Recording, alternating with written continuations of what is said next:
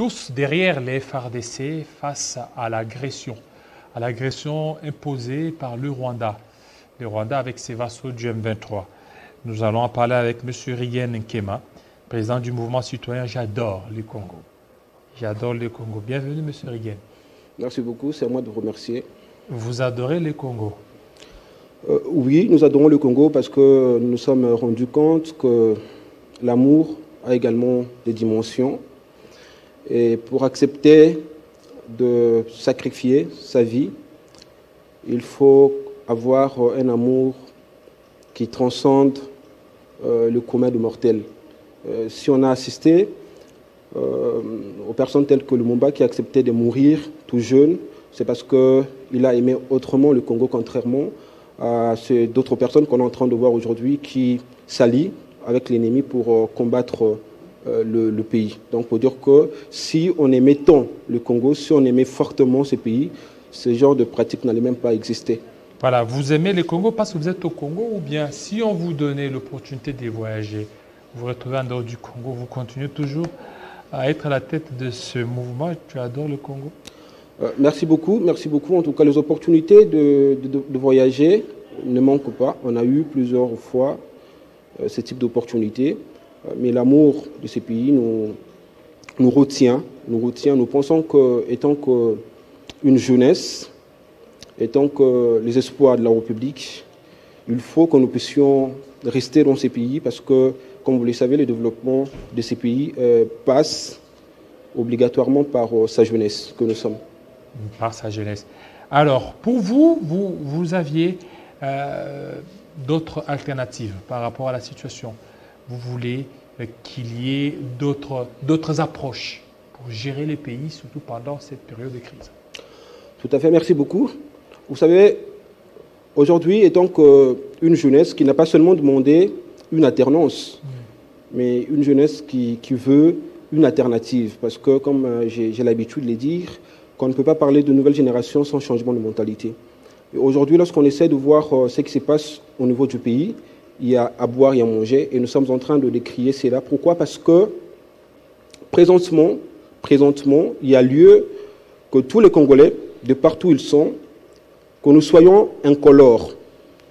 Il ne devrait pas y avoir présentement des opposants et ceux du camp de la majorité. Pourquoi? Parce que le pays est attaqué. Et raison pour laquelle nous, au sein de J'adore le Congo, nous pensons que la jeunesse, qui est aujourd'hui considérée comme étant les dindons de la farce, pourquoi je vous l'ai dit? Parce qu'on a suivi, il y a la ville de Bunagana, merci, qui vient présentement d'être récupérée par nos militaires. Mais avant tout, c'est avec l'appui de la jeunesse congolaise. Raison pour laquelle, de partout où ils sont, les espoirs de la République, nous les applaudissons. Et nous sommes de cœur avec eux. Pourquoi? Parce qu'aujourd'hui, la jeunesse congolaise est en train de démontrer, et à suffisance, que nous sommes bel et bien l'espoir de ces pays. Dans quelle mesure on a suivi pratiquement pendant tous ces 3 jours où il y a des manifestations dans le Nord Kivu et par le jeune Congolais qui sont mobilisés et qui sont même prêts à traverser la frontière pour attaquer l'adversaire. Pourquoi? Parce que on a comme l'impression que nous sommes en train de tergiverser au niveau du gouvernement. Pourquoi? Parce que au stade où nous sommes, l'ennemi est connu, même si on ne peut pas demander au gouvernement d'avoir qu'un son de cloche, une seule approche, mais nous pensons que présentement, il y a lieu que nous puissions également donner des mots forts, tels que Laurent Désiré Kabila l'a fait pendant qu'il fut le président de ces pays. Il a demandé à la jeunesse congolaise, de pouvoir se prendre en charge. Et se prendre en charge pour lui, c'est qu'on était prêt à utiliser tous les autres moyens que nous pouvons disponibiliser pour défendre le Congo. Et sur ce, je pense qu'au lieu de tergiverser, il y a lieu maintenant de pouvoir non seulement doiter le Rwanda, mais demander à la jeunesse congolaise de pouvoir attaquer. Pourquoi? Parce que nous sommes convaincus qu'il il n'y a pas une armée qui soit forte plus que les peuples. Et lorsque le peuple est déterminé aujourd'hui, nous pouvons entrer dans ces petits Rwandais. Nous pouvons entrer dans ces petits Rwandais. Je suis convaincu parce que, entre nous soit dit, on n'a pas peur de la mort parce qu'en 2015, on a accepté la mort lorsqu'on a refusé le 3e mandat au président honoraire. Et présentement, il y a toutes les raisons sont réunies, tous les préalables sont réunis pour que nous puissions défendre notre pays. En quoi faisons? En entrant avec toutes les armes que nous pouvons en avoir entre nos mains pour défendre le pays. Malheureusement, vous avez vu avec moi comment les jeunes ont été repoussés par la police, voulant mettre également la voie diplomatique en avance. Mais nous pensons que présentement, là, on ne peut plus se choisir le type d'arme qu'on doit utiliser. S'il faut utiliser des pierres, tout ce qu'on peut avoir entre nos mains pour défendre notre pays, pour défendre l'intégrité de notre territoire, je pense que l'heure est venue et c'est maintenant ou jamais. Alors maintenant, c'est maintenant ou jamais. Jusque-là, vous pouvez avoir cette bonne volonté, cette bonne foi, mais si déjà au niveau du gouvernement, certaines mesures fortes ne sont toujours pas attendues, certaines mesures fortes ne viennent toujours pas, vous ne voyez pas que ça va encore affaiblir la population. Parce que cette affaire du Rwanda, si dès les débuts, le gouvernement avait cité l'agresseur, que c'était le Rwanda, on n'allait pas peut-être arriver là. Mais c'est parce qu'un certain temps, tantôt c'est le Rwanda et on hésitait à citer les noms de l'agresseur. Maintenant, aujourd'hui, on commence à citer. Vous ne voyez pas que, quelque part, le gouvernement n'a pas facilité la tâche. Merci beaucoup, M. Aimé. Monsieur Jean-David. Monsieur Jean-David. C'est pas Aimé Kilolo. Oui, c'est Monsieur Jean-David, JD Kilolo. Je voulais vous dire que, au niveau où nous sommes présentement là, les espoirs de la République, qui sont les jeunes Congolais, sont déterminés. Et je peux mettre ma main à couper. Je peux vous dire avec beaucoup d'énergie que si la situation continue de cette façon-là, nous allons assister à quelque chose qui n'a jamais existé dans ces pays. Pourquoi? Parce que la jeunesse est comme l'eau. On ne peut pas l'empêcher de faire son chemin, de frayer son chemin. Et là, c'est des grés ou des forces.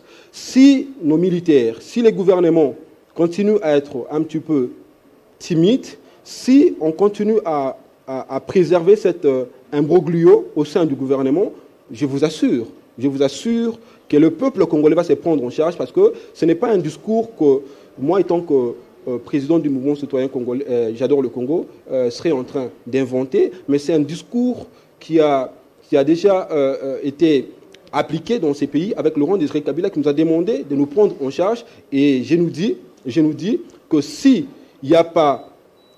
notre gouvernement ne cherche pas à rejoindre la population là où elle est, la population va en tout cas être à mesure maintenant de pouvoir attaquer même ses propres militaires. Pourquoi? Parce qu'on a comme l'impression que le Rwanda, qui est visiblement là comme étant le premier ennemi de notre pays, est en paix. Comment expliquer M. Kagame, qui sait très bien la faiblesse de son pays, demande, voilà, nous sommes un petit pays, on ne serait pas en mesure de pouvoir faire la guerre ici. Mais pourquoi demander la délocalisation de la guerre lorsque on est celui qui a alimenté cette guerre-là? Parce que, entre nous soit dit, c'est depuis 2013 que la situation, que les événements malheureux avec le M23 avaient déjà pris fin. Mais ce n'est que présentement là.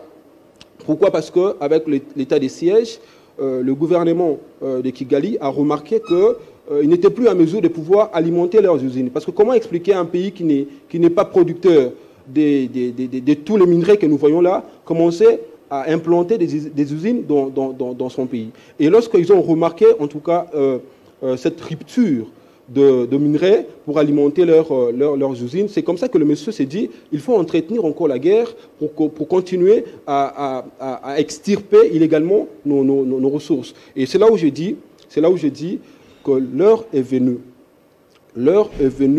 que nous puissions importer cette guerre au niveau du Rwanda. Et l'importation de cette guerre au Rwanda va bel et bien se faire grâce à la jeunesse congolaise qui est déterminée, grâce aux espoirs de la République. On a l'habitude de perdre la vie pour défendre notre pays. Alors, on l'a fait en 2015 et on est encore prêt de le faire. Mais pourquoi vous n'appelez pas cette jeunesse à s'enrôler massivement dans l'armée, hein? Parce que comme ça, qu'est-ce que vous allez faire avec les pierres?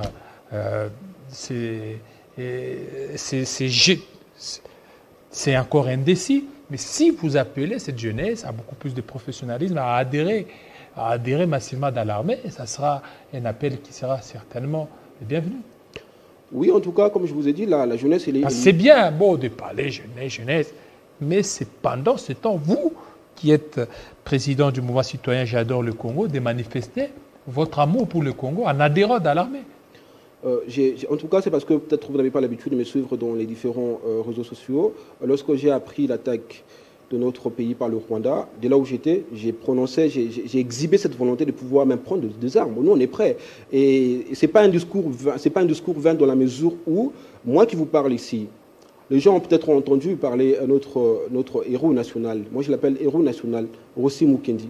Mais lorsque Rossi Mukendi a perdu sa vie, moi, j'ai passé la nuit au cachot pour défendre ces pays. Donc, pour dire que ce ne sont pas des discours qu'on est en train de dire juste pour emberlificoter, pour peut-être attirer peut-être la sympathie, je ne sais pas même de qui serait en train de nous suivre présentement. Ce sont des choses que nous sommes prêts à faire. Et par rapport à ce que vous dites, mais la jeunesse est là. La jeunesse est là déjà.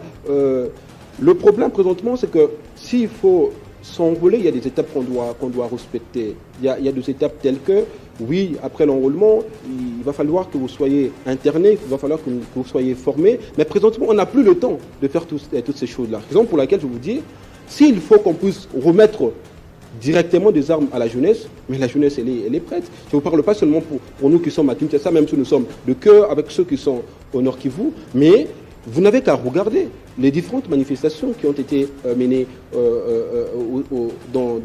dans cette province. Vous remarquez vous-même combien la jeunesse elle est prête. Mais il y a une chose que nous sommes en train de décrier. Pour une fois de plus, on a prouvé au reste du monde entier combien nous sommes déterminés, nous les espoirs de la République, nous la jeunesse. Mais on a longtemps comme ça, il y a belle lourette, que nous avions été traités comme étant la dindon de la farce dans ces pays. Pourquoi? Parce que vous allez vous en souvenir qu'en 1960, c'est encore la jeunesse, par sa bravoure, par sa détermination, parce que lorsqu'on parle de nos pères de l'indépendance aujourd'hui, mais ils avaient moins de 35 ans pour la plupart. Donc ce sont ceux-là qui ont fait en sorte que le Congo soit indépendant aujourd'hui, mais c'est encore cette jeunesse qui a fait en sorte qu'il ne puisse pas avoir un troisième mandat pour le président honoraire. On a marché, on était sur toutes les rues de Kinshasa, mais c'est encore cette jeunesse aujourd'hui qui est en train de défendre le pays, qui est prête à donner sa vie pour le pays, mais lorsque on accède au pouvoir, on a oublié. C'est là où je me dis, on nous prend comme étant la donnante de la farce, mais on n'enrôle pas les vieux qui sont au gouvernement, qui sont dans les différentes institutions, qui sont au Parlement, ils ne sont pas enrôlés. Mais c'est encore, une fois de plus, la jeunesse qui est comme étant l'espoir de ces pays. Raison pour laquelle nous demandons à ce que cette jeunesse soit vraiment, je me dis, rémunérée, qu'il y ait des dividendes. Et dividendes, pour nous ici, c'est que lorsque les choses vont se stabiliser, qu'il y ait des emplois qui soient créés pour ces jeunes-là qui se sacrifient. Présentement, ils sont en train de tomber. Je suis en communication avec les amis qui sont dans le Nord Kivu, mais il faut voir les messages, il faut voir, même de ceux-là qui tombent, peut-être on ne nous montre pas ici, parce que des fois, ils sont obligés de se filmer avec leurs appareils, mais c'est vraiment déplorable. Raison pour laquelle je me dis, on les fait pas pour une personne, on les fait pour l'intérêt général de ces pays. Et raison pour laquelle, une fois les choses vont se stabiliser, il y a lieu qu'il y ait des emplois qui soient créés pour ces jeunes-là, pour les rémunérer parce qu'ils sont prêts à tout pour défendre l'intégrité de notre voilà, territoire. Pour défendre l'intégrité de notre pays, je pense que vous êtes prêts à pouvoir vous enrôler dans l'armée. Bien sûr, en tout cas, bien sûr. D'ailleurs, pour votre information, lorsque j'ai fait cette petite vidéo, il y a ma femme qui était en train de pleurnicher, elle s'est dit, mais regarde, on vient de se marier, mais tu es prêt à faire ce genre de choses. Mais pour le pays, on est prêt à tout. Ce n'est pas pour rien qu'on a dit... Vous êtes prêt à laisser votre femme? Comment? Vous êtes prêt à laisser votre femme? Non, mais elle est congolaise. Ouais. Donc, c'est grâce au Congo que je l'ai. Si le Congo n'existait pas, il n'allait pas exister, moi non plus, j'allais exister. Donc on est prêt à défendre d'abord le Congo. C'est d'abord la patrie. Voilà, merci beaucoup. Merci beaucoup. Je pense que c'est un message très poignant. Donc des jeunes qui sont certainement déterminés à défendre leur patrie. Mais monsieur, si vous permettez, Oui. j'aimerais en tout cas lancer un message par rapport aux opposants. Je pense que présentement, il faut montrer au reste du monde que nous sommes capables de taire nos divergences et défendre le Congo. Nous, on a été émus de voir pendant l'alternance, il y a eu le président Kenyatta qui était venu avec son opposant, M. Odinga. Ils étaient venus ensemble ici, mais la veille, il y avait quoi? Il y avait des contestations, il y avait. Donc, je suis en train de demander aux différents opposants. Présentement, il n'est pas question d'être derrière Tshisekedi. Parce que ce n'est pas Tshisekedi qui est attaqué, c'est notre Congo qui est attaqué.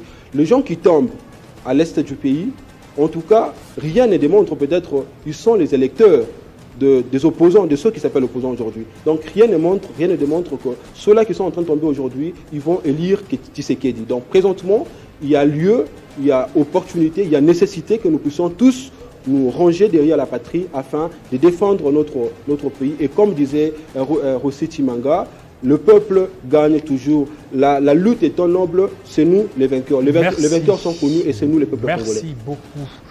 Tous les Congolais sont derrière les FARDC et la victoire sera certainement assurée.